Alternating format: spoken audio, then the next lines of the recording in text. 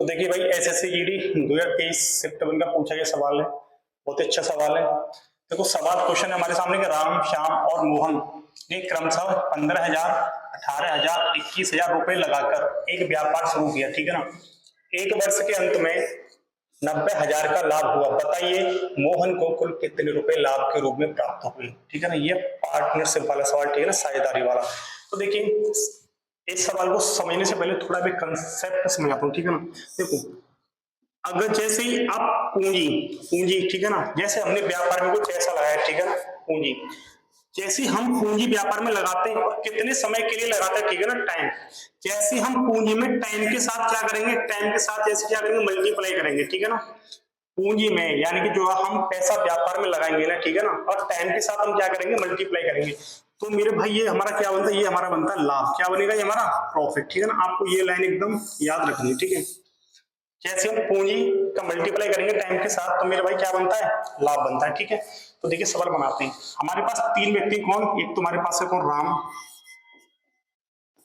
और एक व्यक्ति हमारे पास कौन है, श्याम,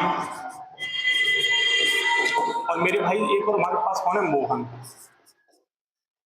ये हमारे पास तीन व्यक्ति हैं, ठीक है ना। अब हुआ क्या है कि देखो तीनों ने क्रमशः 15,000, इसने 15,000, ठीक है, इसने 18,000 और मेरे भाई इसने 21,000, यानी इसने 15,000, 18,000, 21,000 रुपए व्यापार में लगाए, ठीक है ना।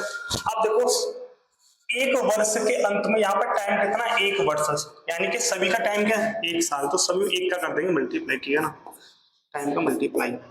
अभी मैंने आपको समझाया था कि पूंजी पूंजी यानी धन के साथ अगर आप टाइम का मल्टीप्लाई करोगे तो मेरे भाई क्या बनेगा, यहाँ पे हमारा बनता है लाभ। क्या बनेगा, लाभ।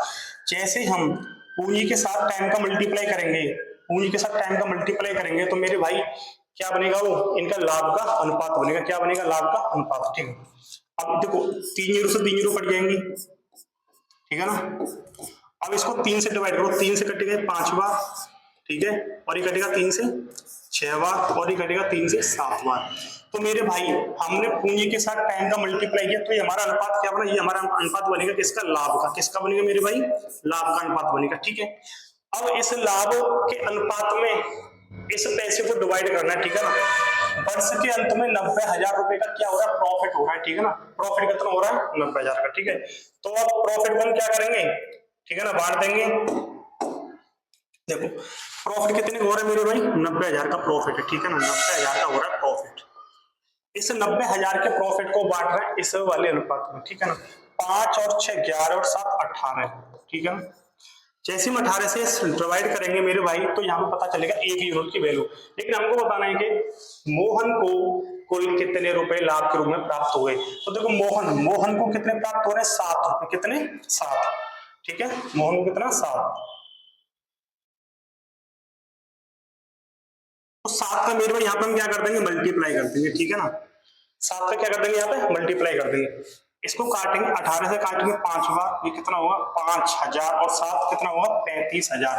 कितना होगा मेरे भाई, 35,000। यानी कि मोहन को लाभ के रूप में कितने रुपए प्राप्त होंगे मेरे भाई, 35,000 रुपए प्राप्त होंगे, ठीक है ना। इस क्वेश्चन का राइट आंसर ऑप्शन ए।